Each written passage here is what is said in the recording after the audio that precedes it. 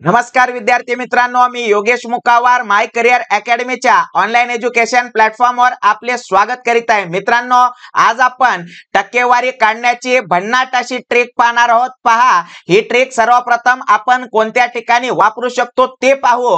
एकक स्थानी जर आपल्याला शून्य दिसत असेल तर या ट्रिकचा आपण वापर करू शकतो। पहा, या ठिकाणी प्रश्न काय म्हणलेला आहे, 40 चे 30% किती असा प्रश्न आपल्याला विचारलेला आहे।